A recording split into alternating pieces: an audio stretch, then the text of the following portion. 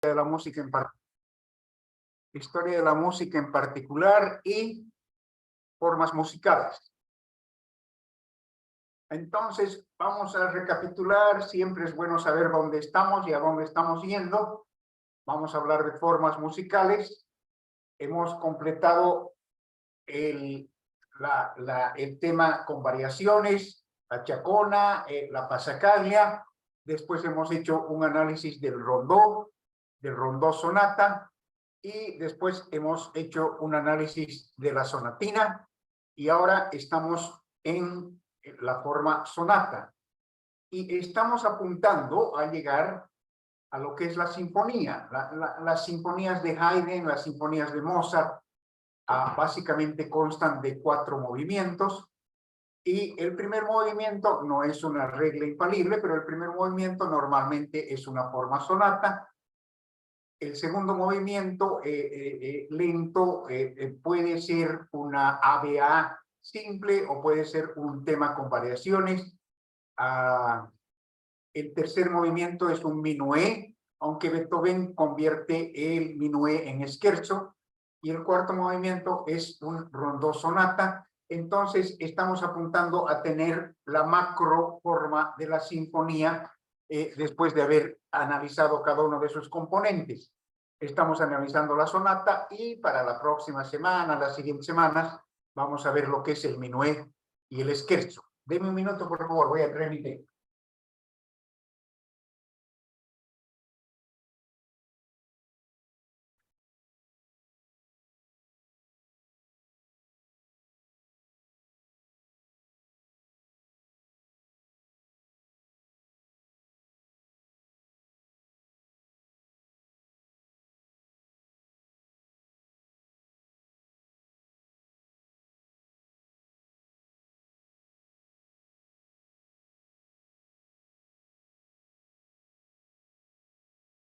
Entonces, la forma sonatina y sonata no se diferencian demasiado. La gran diferencia que existe entre ambas es el desarrollo. El desarrollo es mucho más elaborado en la forma sonata que en la forma sonatina.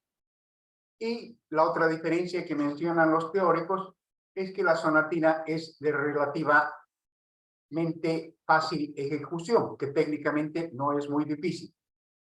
Vamos a ver rápidamente el video que les he enviado para dejar la forma sonata formal estudiada. Es decir, no tiene que ser ya demasiado complejo entender lo que es una forma sonata. Voy a compartir pantalla. Simar, ¿puede habilitarme, por favor? O José Gabriel. Un segundito.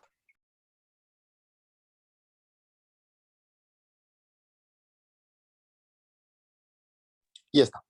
Gracias.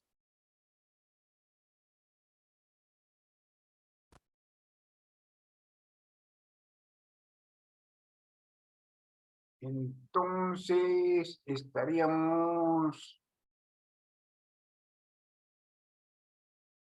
en el análisis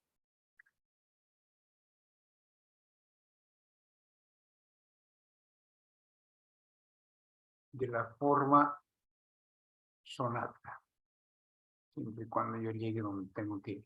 Ok.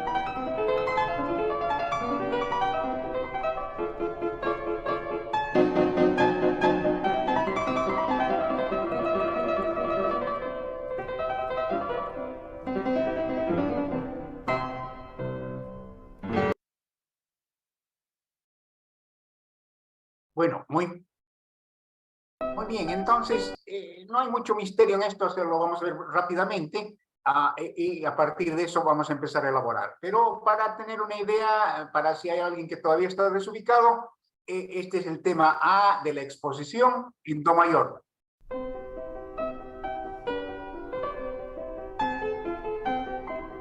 Ese es básicamente el tema A. Y después viene una serie de escalas y que sirven de puente para presentar el tema B.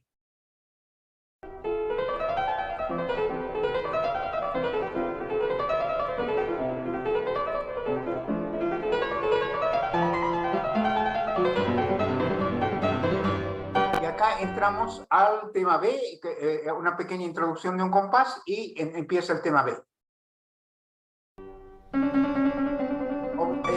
Si el tema A estaba en Do mayor, el tema B va a estar en Sol mayor, que es la dominante. Eso está totalmente dentro de los cánones rigurosos de la forma sonata.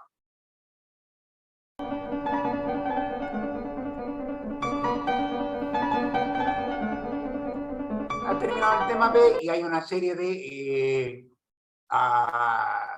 lo llaman codeta o como quieren llamarlo, que es para cerrar la exposición.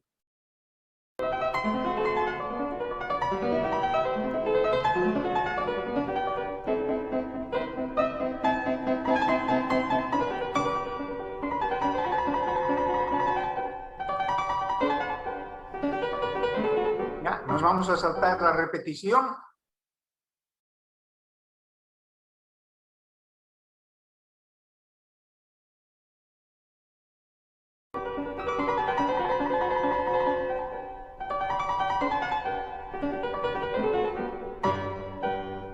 Y acá empieza el desarrollo y lo primero que hace es el cambiar de modo. Estaba en Sol mayor y se pasa a Sol menor y después empieza una serie de modulaciones que son propias del desarrollo. Lo curioso es que no toma ningún fragmento ni ninguna parte de su tema A ni su tema B, sino que utiliza los arpegios de sus enlaces, de sus puentes de enlace como elemento para hacer su desarrollo. Y para hacer el desarrollo se puede tomar cualquier cabeza de tema, cualquier elemento que hemos expuesto en A, que hemos expuesto en B o que hemos expuesto como puentes modulatorios o como cierre de la exposición.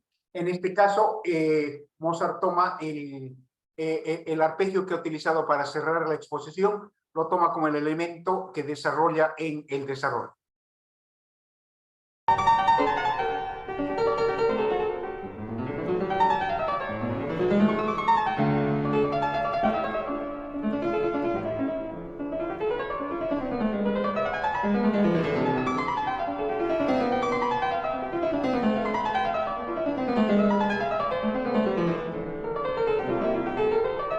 Ok, y acá volvemos a la reexposición y lo curioso es que el tema A lo toma en fa mayor, que es la subdominante de do mayor. Esto no es muy usual en la forma sonata. Normalmente debería haber ido a la menor, que es la relativa menor, pero excepcionalmente se puede ir a la subdominante. Cuando se va a la subdominante es muy difícil volver. No es muy difícil, es más difícil volver a la tonalidad original.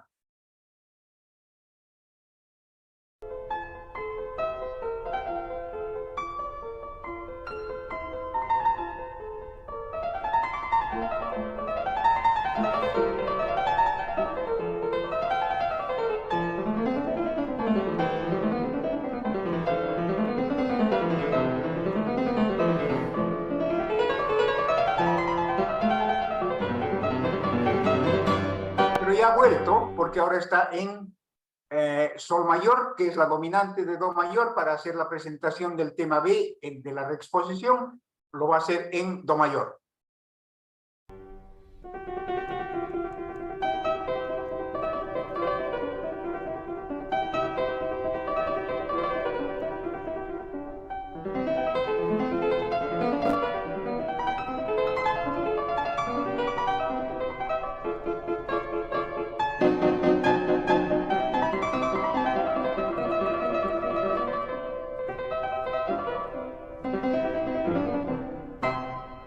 Muy bien, entonces esa es la forma sonata en una versión muy simple, que es la sonata fácil de Mozart, y que crece exponencialmente a lo largo de la historia de la música, de esta forma absolutamente simple que uno puede comprenderla, empieza a crecer y cada vez se hace más compleja.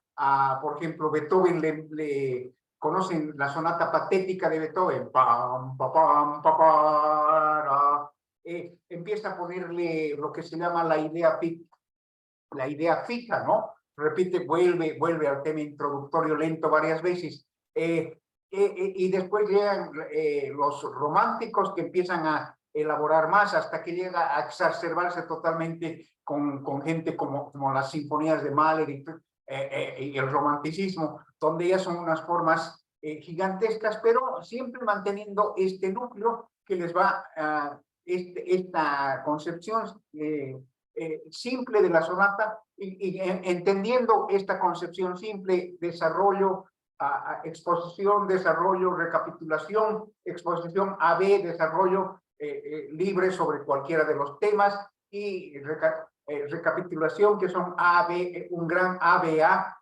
Si entienden eso, van a poder hacer análisis más complejos cuando esta forma va evolucionando a lo largo del clasicismo y el romanticismo.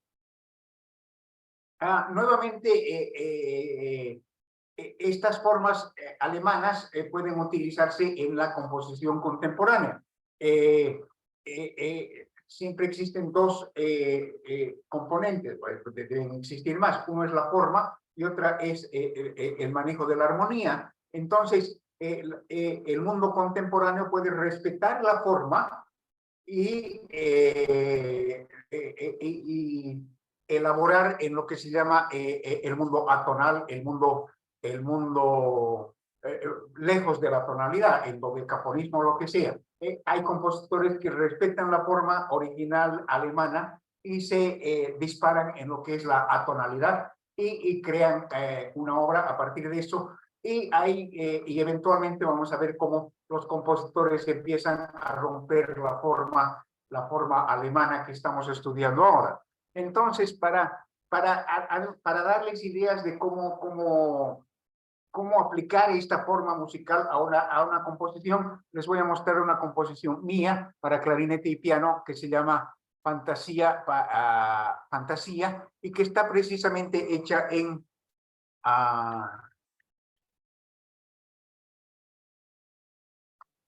la forma de sonata.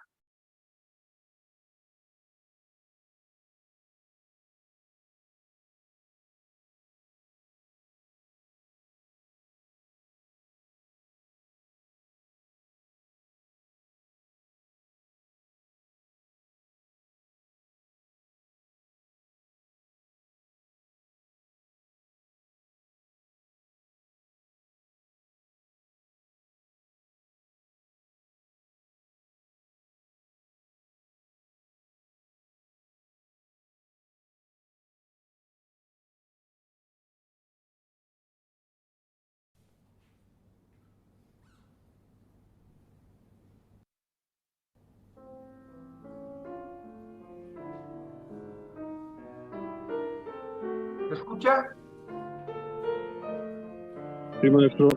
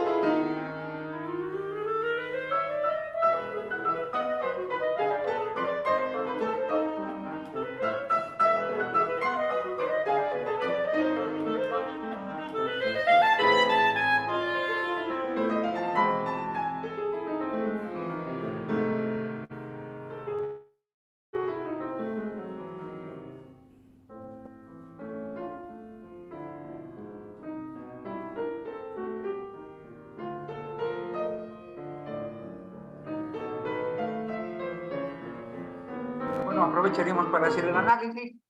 El tema A está en una especie de la menor que no es propiamente la menor. Después les voy a explicar la técnica compositiva, pero el tema A está claramente presentado acá en 9 octavos. Lo presenta el piano con acompañamiento en la mano izquierda, y después lo repite el violín, y el acompañamiento del piano se sofistica y se vuelve más virtuoso, y cierra con una pequeña cadencia, siendo totalmente atonal, pero sí se entiende el sentido cadencial. Y entramos al segundo tema, que es B, de la exposición, que tiende a ser tiende a estar en una especie de mi mayor sin estar precisamente en mi mayor. No es tonal, pero está conservando unos centros gravitacionales, si vale el tema, muy similares a los de la sonata, sin llegar a ser tonal.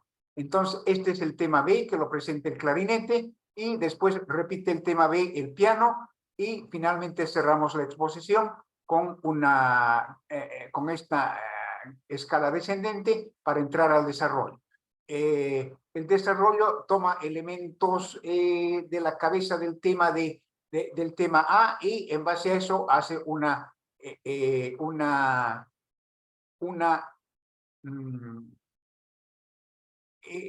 presentación cadencial del tema A, para que se luzca virtuosísticamente el clarinete, y por eso recibe el nombre de fantasía. El clarinete tiene una gran cadencia, y después de la cadencia del clarinete volvemos a la reexposición. La reexposición está mucho más presentada de forma muy diferente, está mucho más compleja y mucho más virtuosa, pero el tema está ahí presente. No se olviden, don Gustavo Navarre, mi maestro, el maestro Edgar, todo, hay que presentar lo mismo de manera diferente. Hay que decir lo mismo, pero pintarlo con diferentes colores y de esa manera se crea variedad en la unidad. Acá viene el tema B, que lo está presentando, el tema A, que lo está presentando el piano, y después viene el tema B en una especie de do mayor. No se olviden que en lo anterior arriba estaba en mi mayor, que en la menor, o sea, está guardando relaciones tonales sin ser tonal en absoluto, porque no respeta la escala tonal de tonos y semitonos, como así la conocemos. Entre el tema B con el clarinete, lo van a reconocer fácilmente, y después viene una coda donde se explora sobre todo, se sigue explorando el tema A, pero ya de una manera más, incluso más virtuosa, para terminar con una coda, el movimiento. Vamos a seguir escuchando a partir de esa explicación y traten de, cuando escuchan ahora, tener la forma totalmente, entender lo que está ocurriendo en cuestión de forma en la obra, ¿ya? Y después les hago una pequeña explicación de cuáles son los mecanismos armónicos, etcétera, para construir algo así. ¿Dónde estamos? Me pierdo a cada rato.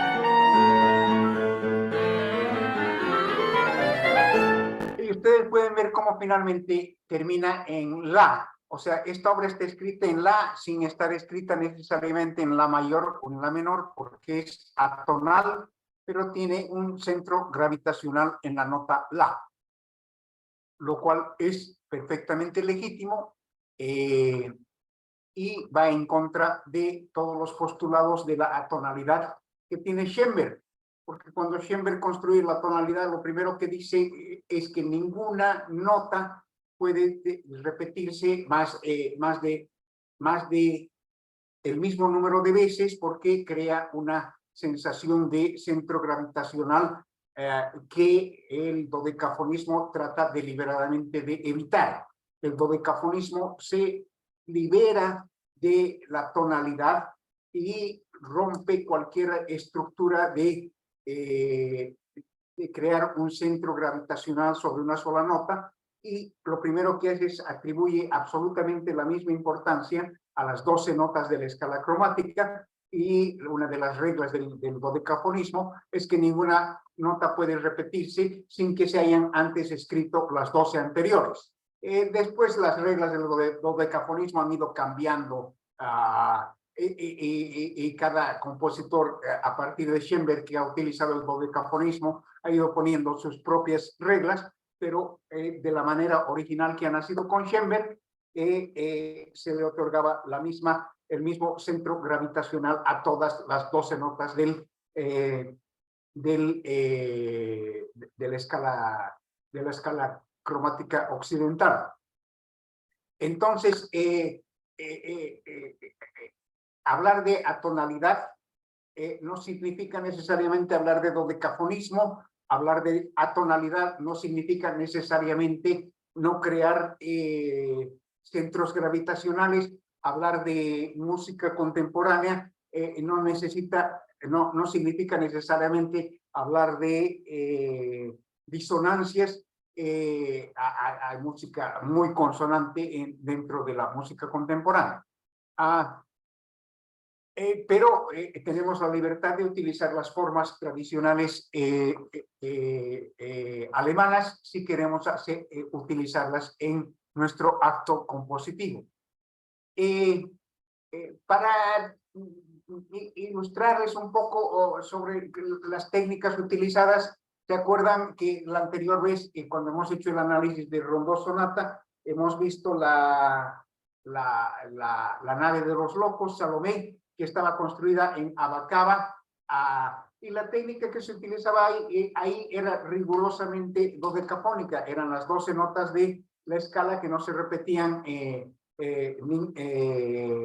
mientras no hayan sido tocadas las 12 anteriores, no se podía repetir la misma nota. En ese sentido era totalmente dodecafónica, pero buscaba consonancias, y entonces las notas que se elegían para la cadena, para el string dodecafónico, utilizaban saltos de consonancias, de terceras, de quintas y relaciones tonales de dominante y tónica, lo cual quiere decir que se puede utilizar el dodecafonismo con una capa, con una pintura de tonalidad, si vale el término. La técnica para escribir esto es diferente. Para escribir esto, lo que yo hago personalmente es concebir la melodía, y tardo mucho tiempo en llegar a una melodía que a mí me agrada. Esta melodía está construida con todos los antecedentes y consecuentes, con todo lo que conocemos. Es bastante regular, y una vez que está construida la melodía, tomo decisiones sobre cuáles van a ser las notas reales del acorde y cuáles van a ser las notas extrañas al acorde. Y esa decisión es absolutamente arbitraria, es absolutamente a mi libre albedrío. Entonces, puedo decidir que esta nota es extraña al acorde o propia del acorde, y en base a eso construir un marco armónico que acompaña la melodía, y dentro del marco armónico puedo darme la libertad de utilizar notas que son notas de paso, o notas de vuelta, o bordaduras o apoyaturas, dentro de un concepto totalmente atonal porque no hay ninguna concatenación de dominantes, tónicas, subdominantes, etcétera, que son propias de la tonalidad. Es una explicación muy rápida, pero que les da un pantallazo de las diferentes técnicas de composición que se van realizando, que se van armando después de la caída o de que el tonalismo llegara a su máxima expresión con Wagner, Debussy, Ravel.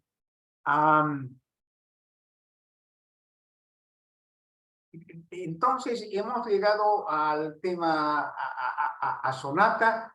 Tal vez veamos algo más de sonata esta semana, pero nos vamos a abocar al minué, al trío, al scherzo, para completar lo que es la macro forma sinfonía, la sinfonía. Y la sinfonía es una... y claro, no solamente es la sinfonía, porque el cuarteto tiene los mismos 4 movimientos de la sinfonía, 3 o 4 movimientos, y la sonata, la forma sonata, no como forma musical, sino la gran sonata para piano, las grandes sonatas de Chopin, de Beethoven, de Schubert, de Schumann, también utilizan este formato de 3 o 4 movimientos, donde utilizan todas estas técnicas, todas estas formas musicales de sonata, de rondo sonata, de tema y variaciones, etc. Nos faltaría un poco la fuga, que la estoy dejando de lado, porque la van a ver mucho más profundamente con el maestro Landi. Esa es nuestra figura completa de la clase de formas musicales. Si alguien tiene una pregunta, este es el momento para hacerlo, y si no, despachamos esta parte de la clase y entramos a donde hemos quedado en lo que es la historia del pensamiento humano y la historia de la civilización occidental.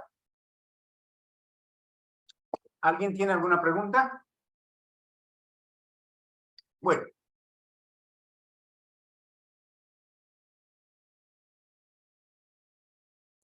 Entonces,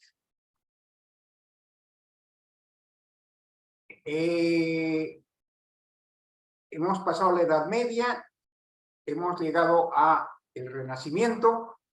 Desde el punto de vista del pensamiento humano, hemos empezado por San Agustín, Santo Tomás, y hemos llegado al racionalismo, a Francis Bacon, y Francis Bacon está por allá por el año 1650, y estamos explorando todo lo que es ese periodo del Renacimiento, que es el principio de la Edad Moderna, en contraste a lo que es la Edad Media. Entonces, la Edad Moderna, el Renacimiento, es luz, es conocimiento, es razón, a diferencia de la Edad Media, que se le llama oscuridad, es la Edad Oscura. En la humanidad, por la falta de difusión del conocimiento, porque el conocimiento estaba privilegiado para los monjes en los monasterios. En cambio, en la Edad Moderna se democratiza el conocimiento, se inventa la imprenta, y llega gente como Francis Bacon, que crea la tercera verdad que hemos analizado. Una era la verdad de los dogmas judeocristianos, la otra era la verdad del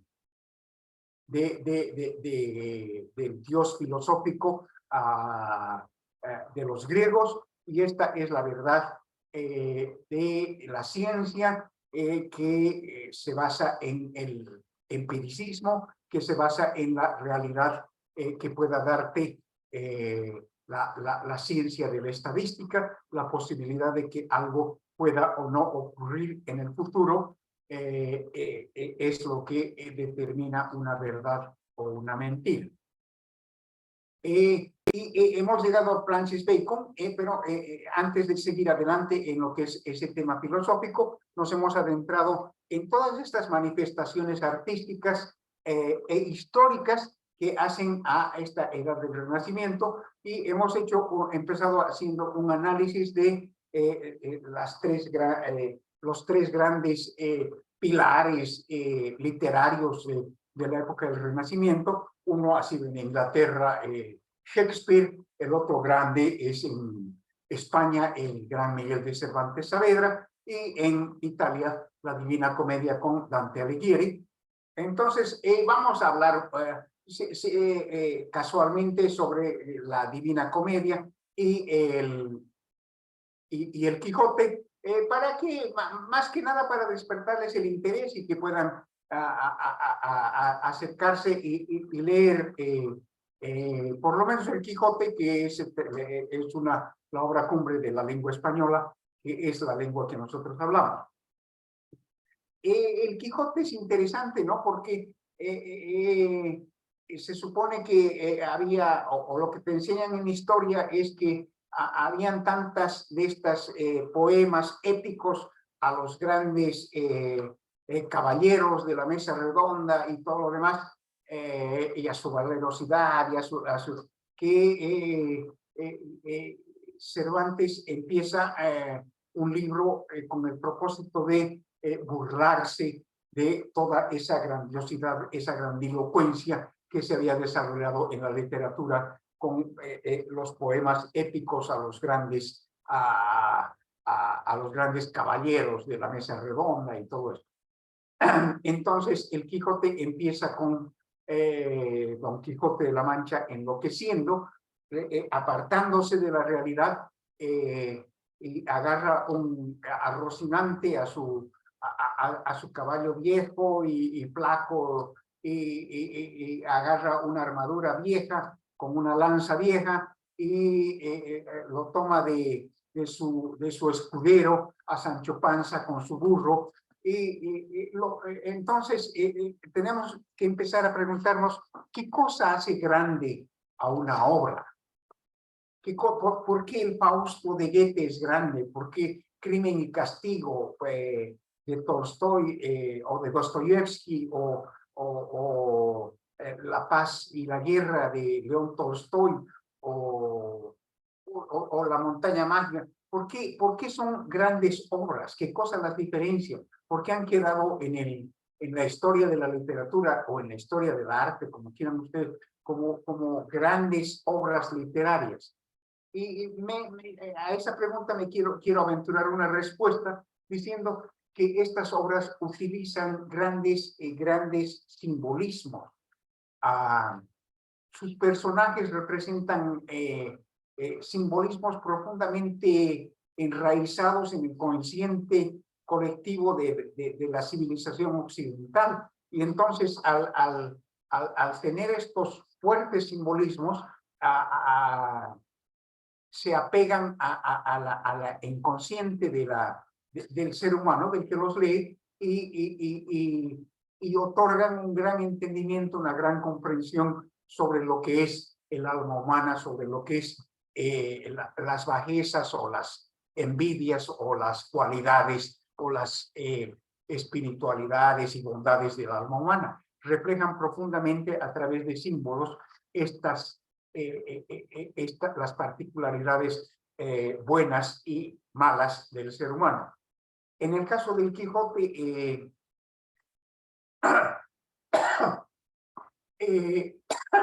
perdón.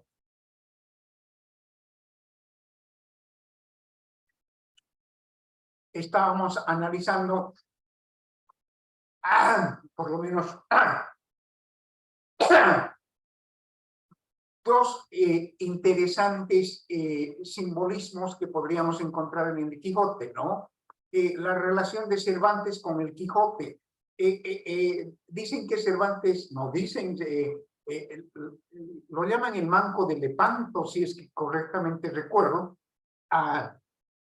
Lo encarcelaron y el Quijote fue concebido en la cárcel. Eso es lo que yo entiendo, lo cual quiere decir que de alguna manera Cervantes se estaba liberando de toda lo que representaba el mundo en el que estaba viviendo, y estaba creando un personaje totalmente enloquecido para burlarse de la realidad en la que estaba viviendo. La realidad personal, que significa estar preso, y la realidad social, que significaba estar en un ambiente renacentista, donde había una evolución del conocimiento, de la razón, pero acompañada con actitudes de la sociedad que vamos a ir analizándolas más tarde. Entonces, la antítesis de El Quijote en la misma obra es Sancho Panza, porque Sancho Panza es el más claro ejemplo de la mentalidad absolutamente simple, absolutamente lógica, que no entiende de filosofías, que no entiende de grandes pensamientos, que no entiende de razón, de nada, y que su existencia es absolutamente real en el mundo que vive, a diferencia de Sancho Panza, que anda peleando y tratando de construir un mundo mejor, peleando con molinos de viento, etcétera, etcétera. Dos simbolismos grandes en el Quijote de la Mancha serían, uno, lo pueden tomar o no como simbolismo. Ayer estábamos pensando en qué significa la pelea con los molinos de viento. Por ejemplo, detrás de la pelea de los molinos de viento tiene que haber un arquetipo, una profunda idea universal para que la historia de los molinos de viento haya perdurado durante 4 o 5 siglos y esté metida en el inconsciente, en el conocimiento de todos nosotros. O sea, todos hemos escuchado la famosa historia de los molinos de viento y cómo Sancho Panza agarra su lanza y se lanza contra lo que él ve. No son molinos de viento, lo que él ve son gigantes que le ha mandado un gran enemigo que tiene y que están dispuestos a venir a atacarlo y matarlo, y él les planta pelea. ¿Qué puede significar los molinos de viento para que el Quijote, simbólicamente, qué cosa puede significar los molinos de viento para que Don Quijote o Cervantes les tiren una gran batalla y quieran destruirlos? Y de hecho no puedan, porque termina totalmente magullado el Quijote después de enfrentarse a los molinos de viento. Y la teoría que podemos desarrollar de ahí es que los molinos de viento representan el inicio de la industrialización. Los seres humanos que han terminado de la Edad Media a través de el uso de la energía eólica, creo que se dice, la energía que se produce a través del viento, están empezando a lo que después va a ser la revolución industrial. El ser humano está empezando a conquistar el uso de la energía. Conquistar el uso de la energía es lo que va a permitir el increíble desarrollo de la civilización occidental. Hemos pasado por la energía de los molinos de viento, hemos ido a la energía del vapor que ha traído la locomotora y los barcos que se manejaban a vapor, y después hemos ido a la energía de la gasolina, del petróleo, y hemos descubierto la energía nuclear, etcétera, y la energía hidráulica, la que nos da el agua. Pero en el manejo de la energía es donde ha nacido la civilización, se ha producido la impresionante evolución de la civilización occidental, que nos ha llevado a nuestros días, ¿no? En donde tenemos comunicación instantánea, viajes a la luna, viajes espaciales, y una capacidad de movernos a la velocidad, por encima de la velocidad del sonido, y a velocidades impresionantes. Entonces, de alguna manera, si ustedes quieren, y si no lo ven muy forzado, el Quijote estaría enfrentándose a esa evolución de la civilización occidental que junto con todo lo bueno que ha traído una cantidad de desgracia, hambre y desequilibrio medioambiental que estamos sufriendo severamente hoy día y que no tenemos ningún esquema ni ningún plan claro para superarlo. La energía nos está empezando a ser una amenaza muy seria para la persistencia de la especie humana en el planeta. Entonces, si quieren, toman esa interpretación simbólica, si no quieren, no la toman, pero lo que estoy tratando de mostrarles acá es que detrás de cada una de estas historias no es la historia simple como la de Sancho Panza de unos molinos que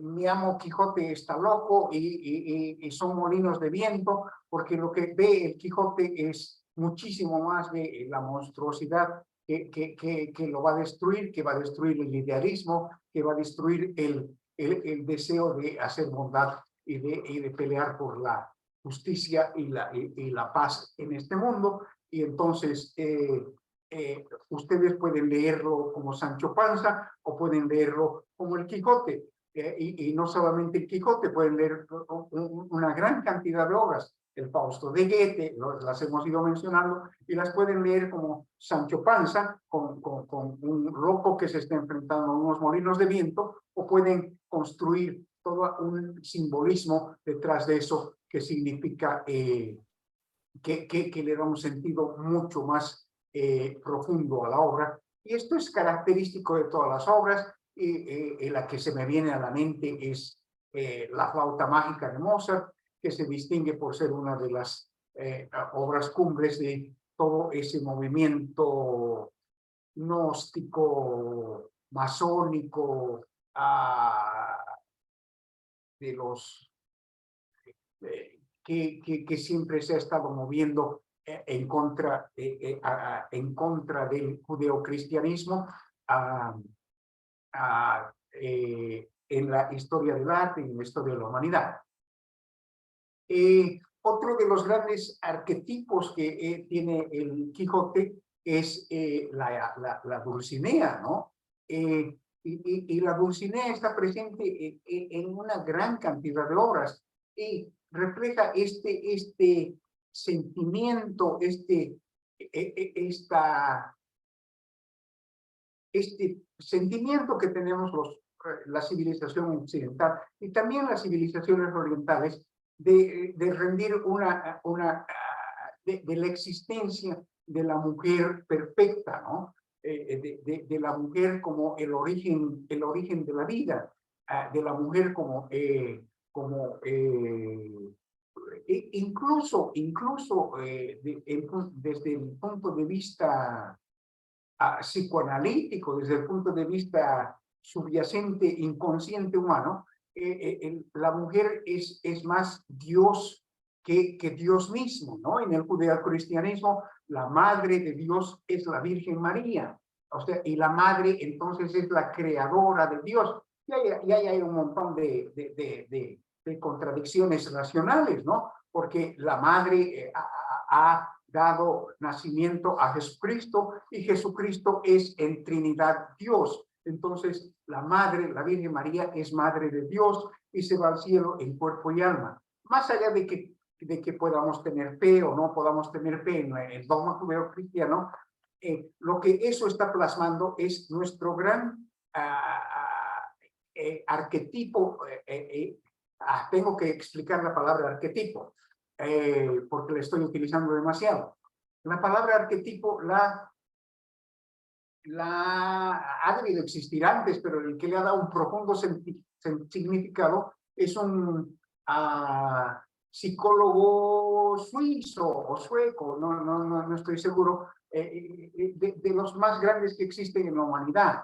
Discípulo de Sigmund Freud, se llama Carl Jung. Jung es uno de los grandes psicólogos en la historia del siglo XX, ha escrito unos libros esotéricos de unas dimensiones impresionantes. Tiene un libro rojo famoso en el que ha escrito y ha dibujado, y grandes estudiosos siguen estudiando el libro rojo de Jung porque todavía no lo comprenden. Bueno, Jung tenía la idea de los arquetipos, y los arquetipos eran la prueba, según Jung, de que existe un consciente colectivo en la especie humana al que recurrimos todos los humanos eventualmente, y que es un nexo de comunicación entre los humanos. Y para probar que existe ese consciente humano, él hablaba de la, ¿qué se llama esta? La mandala, ¿no es cierto? Esa figura que es propia de la región del Tíbet, de la región del Dalai Lama y de todos los demás, y que Jung decía que sin posibilidades de comunicación, esta misma figura aparecía en diversas civilizaciones y en diversas regiones de todo el planeta sin que se haya comunicado, y para Jung era una prueba, y tenía muchas otras más, de que hay un arquetipo en el consciente colectivo humano. Bueno, entonces estamos prestándonos la palabra arquetipo de Jung, y estamos hablando del arquetipo que significa la presencia de nuestra concepción occidental de la mujer. Y además no solamente occidental, porque la misma concepción está tomada en otras civilizaciones, religiones del planeta. Pero en el caso de la civilización occidental, la Virgen María es un claro ejemplo de que consideramos a la mujer el origen de las cosas. Por el lado de los gnósticos, sigue siendo la madre Kundalini, la llaman, que es el mismo concepto de la Virgen, y ahí tienen grandes figuras femeninas, diosas, los hindúes y otras religiones en el mundo. Entonces, la Dulcinea del Quijote está presente ese gran arquetipo de la Virgen María, es esa mujer inalcanzable. El Quijote es la doncella a la que el Quijote le rinde pleitesía, le rinde culto, es su amor imposible, el amor que nunca se va a realizar. Ahí está metido el gran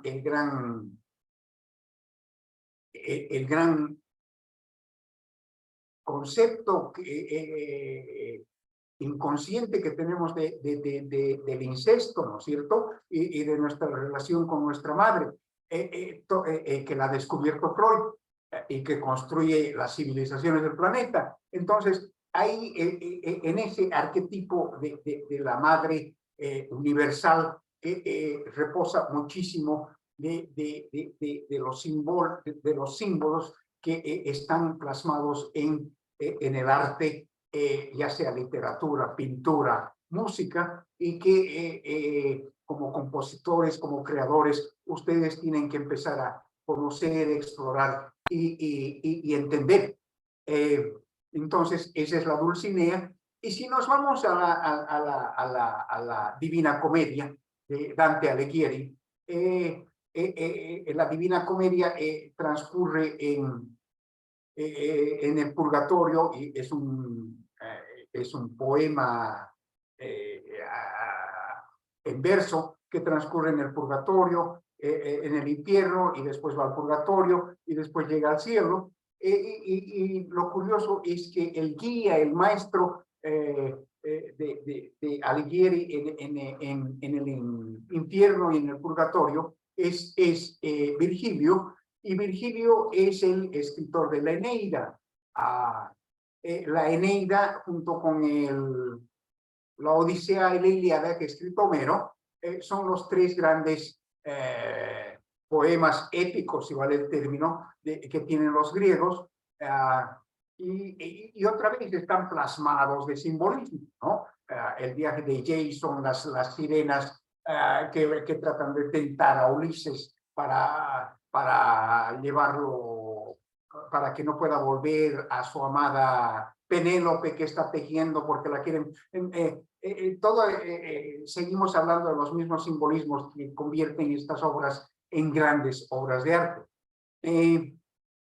Entonces, a través del cielo, a través del infierno y del purgatorio, quien dirige, quien es el maestro, quien es el guía, es Virgilio, y eso está plasmando la relación entre y la simbiosis, el sincretismo que ya se está dando en este siglo XV del Renacimiento, entre lo griego y lo judeocristiano, ¿no? Porque Virgilio es toda la razón, representa toda esa riqueza del pensamiento griego, riqueza filosófica que la hemos visto con Parménides, con Sócrates, con Platón, con Aristóteles, que son monstruos gigantescos en la historia del pensamiento humano,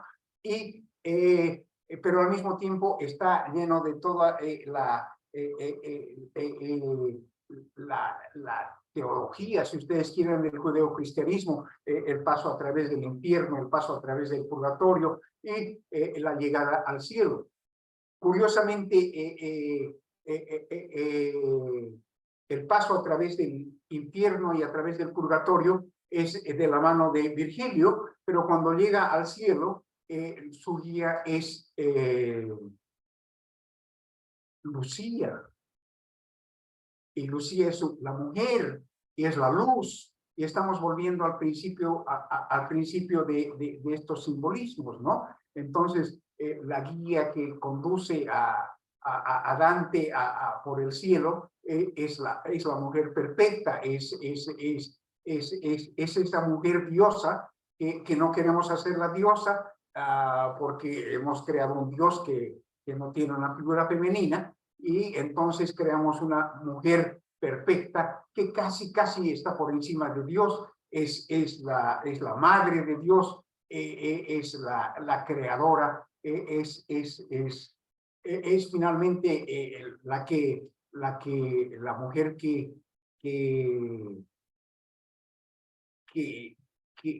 pare, ¿no? Que da a luz, que da nacimiento a la razón, que da nacimiento a la humanidad, que da nacimiento al hombre.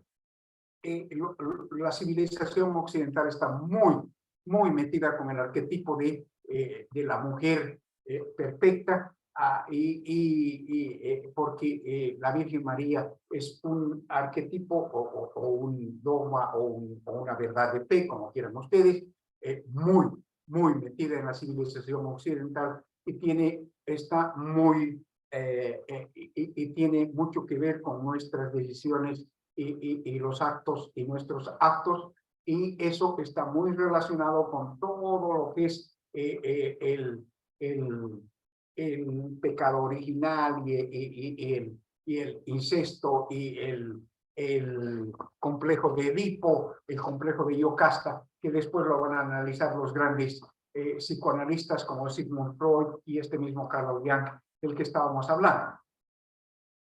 Bueno, así medio en mixtura, medio en arcoíris, les he dado una tremenda visión de lo que es el Quijote, de lo que es Cervantes, de lo que es Shakespeare y de lo que es la Divina Comedia, pero lo que más estamos haciendo es matizar todo lo que está ocurriendo en este mundo renacentista después de los 15 siglos de oscuridad de la Edad Media. Entonces, vamos, ¿qué hora es? Ya, unos 10-15 minutos más vamos a seguir hablando de lo que está ocurriendo en la Edad Media, ¿no? Y hay otros libros que son famosísimos en la Edad Media, ¿no? Y hechos históricos. Hemos conversado sobre la familia Borgia, ¿no? Habían varias familias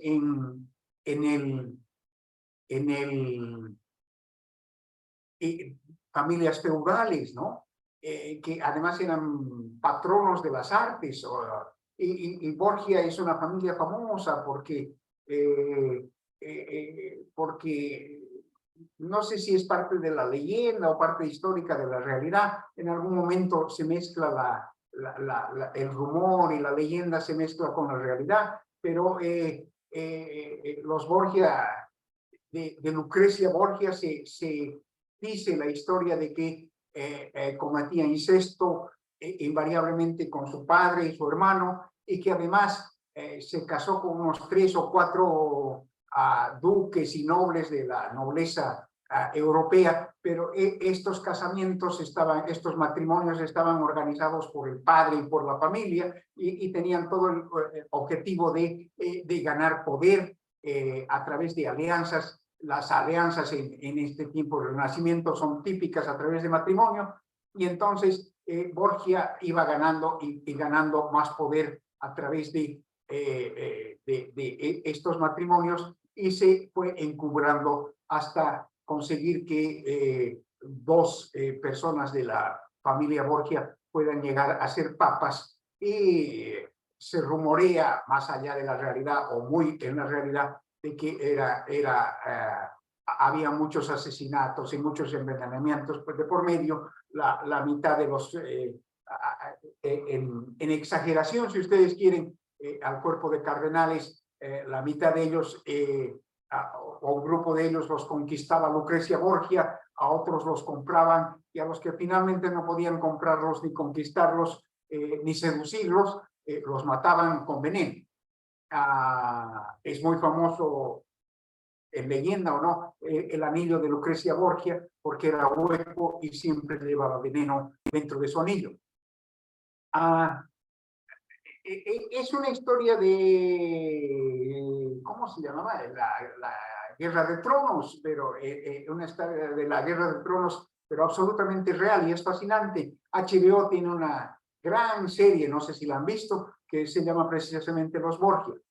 Entonces, los Borgia están ahí. César Borgia dice que ha inspirado a Maquiavelo a escribir El Príncipe, y El Príncipe es una obra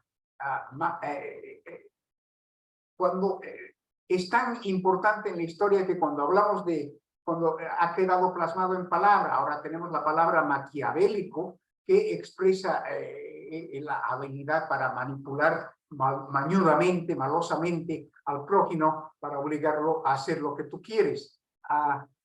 Y una de las máximas de Maquiavelo es fascinante, ¿no? Porque ya es parte de nuestro día a día. Maquiavelo, en El Príncipe, que lo escribe para aconsejarle al príncipe cómo tener poder y cómo mantener el poder, Maquiavelo tiene unos varios capítulos, y en cada capítulo le da un consejo, y uno de esos consejos, el más famoso, es divide para reinar. Divide para reinar, que es un poco lo que está ocurriendo en nuestra realidad, ¿no? O sea, estamos totalmente divididos entre cruceños y paseños, entre amazónicos y andinos, y esta división está alimentada, pareciera incluso como una intencionalidad, porque fortalece el poder reinante, y en vez de fortalecer esta división, el político hábil debería tratar de eliminarla y de crear una unidad entre los bolivianos para combatir el poder. Pero no hay tal. Estamos alimentando sistemáticamente la división entre bolivianos, y esa de acuerdo a términos maquiavélicos, de acuerdo al Príncipe de Maquiavelo, alimentando esa división, estamos empoderando al que promueve esa división. Tómenlo como tesis, o lo tomen como algo falso, no es motivo de discusión. Es solamente ilustrar a Maquiavelo y el Príncipe en lo que es la vida actual. Pero Maquiavelo sí ha existido, y sí ha existido el Príncipe, y Maquiavelo sí ha sido un asesor brillante para mantener estas hegemonías de poder durante el Renacimiento. Hay un personaje en el Renacimiento muchísimo más fascinante que Maquiavelo y que los Borgia, es el rey Enrique VIII, conocen la historia del rey Enrique VIII y sus 6 esposas. Es fascinante porque hemos conversado de Martín Lutero y de todo el movimiento cismático de la reforma protestante, y hemos visto, vamos a volver a eso, pero para terminar el pensamiento de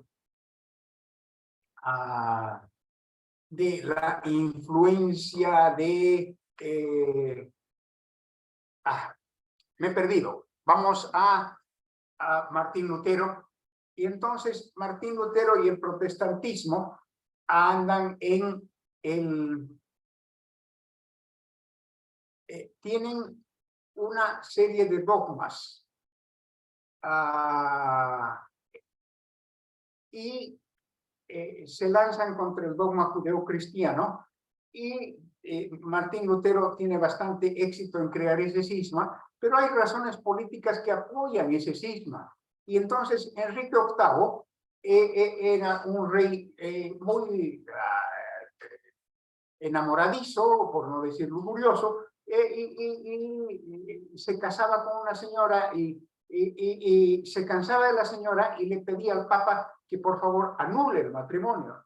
Y entonces el Papa no anulaba el matrimonio porque decía el matrimonio es hasta que la muerte los separe, de acuerdo y entonces el rey le decía, pero tienes que anularlo. Y como el Papa no anulaba el matrimonio, entonces el rey Enrique VIII empieza a alentar el movimiento cismático de Martín Lutero, pero por razones muy personales, ¿no? Porque quería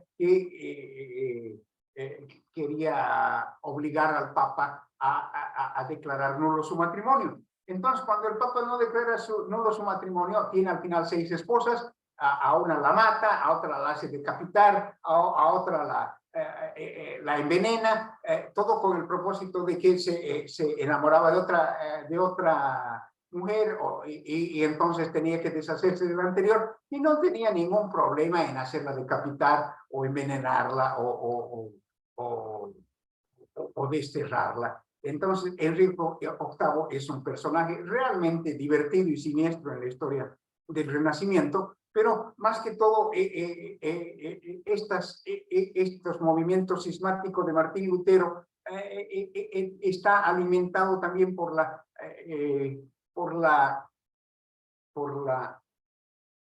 los deseos personales de Enrique VIII, que le da alas a Martín Lutero en función a crear una división con el Papa, porque al Papa no le daba la gana de divorciar o declarar nulos sus matrimonios. Y seguramente habían un montón de vectores de intereses políticos, intereses de poder, intereses monetarios de por medio, que definen la separación del Papa de la Iglesia Católica, y fundan todo lo que es la Iglesia Luterana, el protestantismo. El protestantismo, desde el punto de vista estrictamente filosófico, hay los 20 y tantos enunciados que publica Martín Lutero, pero los dogmas que ataca Martín Lutero son básicamente: los santos no son santos, la Virgen María, no, la virginidad de María la cuestiona en función a que Jesús ha tenido hermanos, José y María han sido padres después de la llegada de Jesús, entonces María ya no es virgen. Jesús ha sido concebido virgen, pero después de eso María no necesariamente ha mantenido su virginidad. Y el tercer gran dogma es la infalibilidad papal. Yo no creo que tengan demasiada importancia todo este asunto de que si rezamos o no rezamos a los santos, etcétera, etcétera, o tampoco tenga demasiada importancia en la decisión luterana el combatir el dogma de la virginidad de María, pero sí pienso que el dogma que profundamente ha cambiado y ha el dogma que profundamente ha cambiado la estructura de pensamiento y que le ha hecho frente al catolicismo es el dogma de la infalibilidad papal. Porque a través del dogma de la infalibilidad papal, lo que hacía el catolicismo es tener un derecho a opinar y no ser refutado, un derecho a que la palabra del Papa sea la palabra de Dios. Y eso es lo que fundamentalmente ha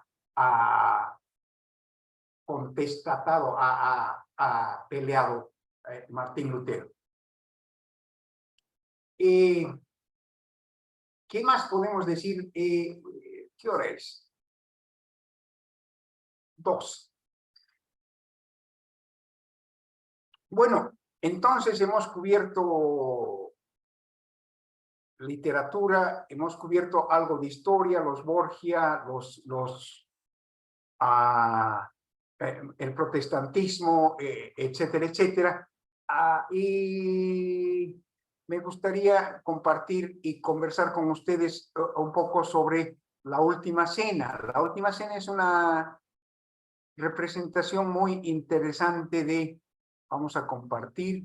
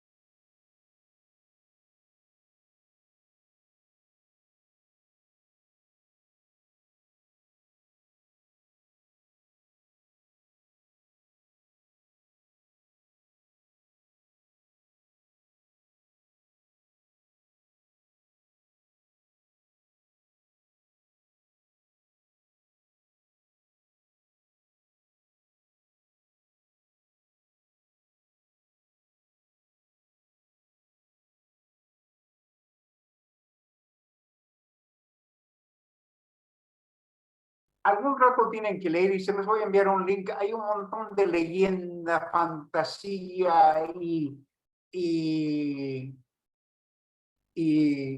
especulación detrás de este cuadro de Da Vinci. Leonardo da Vinci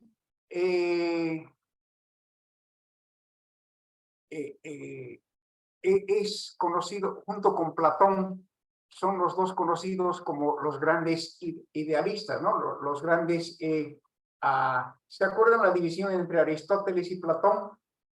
¿Se acuerdan la división entre lo real y lo ideal? ¿Se acuerdan la división entre que el cuerpo es Dios y el cuerpo es cáscara y lo que vale es la idea? Entonces, Platón y Leonardo da Vinci son, y seguramente Mozart, son dos grandes exponentes de todo ese mundo idealista cristiano, en el cual la concepción difiere del judeocristianismo, y a partir de eso hemos hablado de los evangelios apócrifos y hemos hablado de muchas cosas.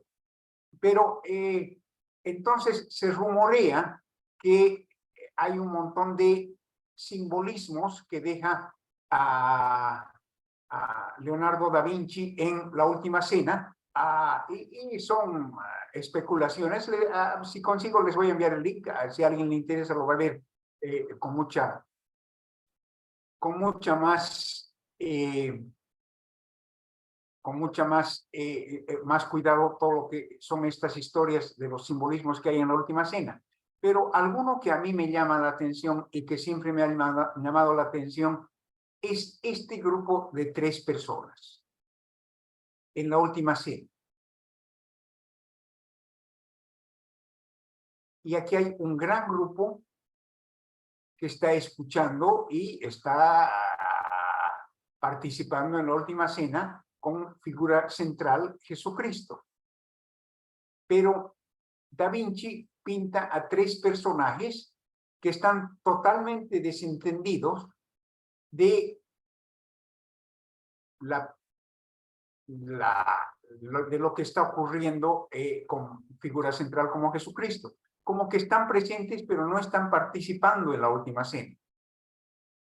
Bueno, lo curioso es que cuando se investiga mucho, un poquito más a fondo, resulta que Da Vinci se ha pintado él mismo acá. Y está conversando con Platón, de acuerdo al análisis de los expertos. Entonces, Da Vinci y Platón están totalmente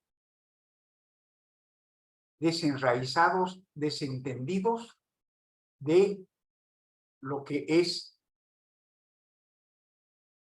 el concepto judeocristiano, si vale el término, que ha quedado a partir de la última cena.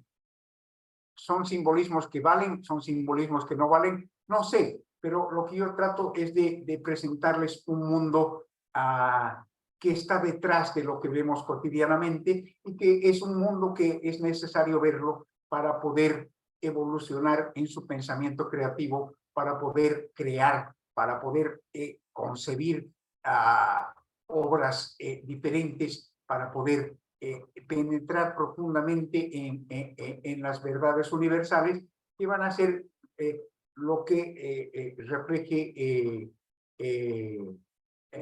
lo que le va a dar cualidad y riqueza a su obra creacional.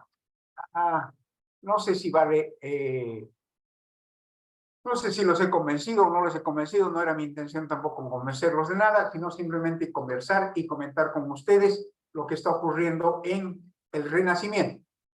Para la próxima clase tenemos un poco más de la sonata, entramos al scherzo, al trío, al minué, y desde el punto de vista histórico nos vamos hemos visto todos las ramas de las artes, hemos dado un pantallazo a la literatura, a la pintura, etcétera, etcétera, a la historia misma de la Europa de esos siglos, y ahora la próxima clase nos vamos a entrar a la música misma, la importancia de Palestrina, Guillaume de Machaut, y de toda esta obra renacentista hasta la aparición del barroco y del gigante Bach.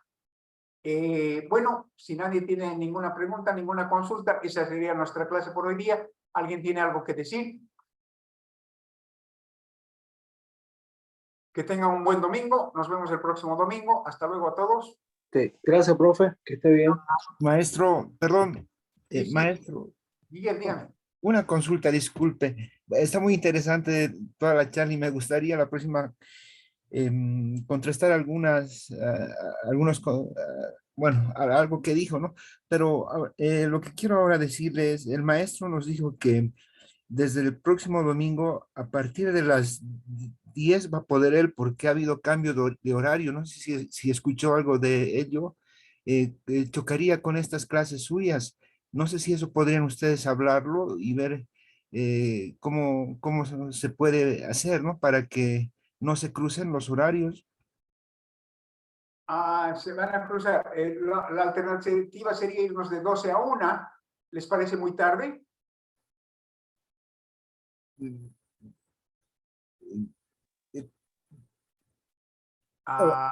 En este momento somos 14 personas conectadas, maestro. No sé si habrán más personas que se conectan a la clase de usted. Según eso, quizás, y según el tiempo suyo, ¿no? Ver, quizás sería bueno que primero hablen usted y el maestro Alandia y después nosotros ver si nos podemos acomodar a los horarios de ustedes. No hay mucho donde ver, Miguel, con el maestro Landia. El maestro Landia va a ocupar los domingos de 10 a 12, entonces tenemos dos alternativas. Nosotros hacemos nuestra clase de 9 a 10 o la hacemos de 12 a 1. Vamos a votar públicamente en el grupo de WhatsApp y la mayoría manda, ¿ok? Perfecto, maestro, está bien. Listo. Entonces, nos vemos el próximo domingo. Que estén bien. Chao, chao. Gracias. Gracias, Gracias, maestro. Chao. Hasta luego, maestro.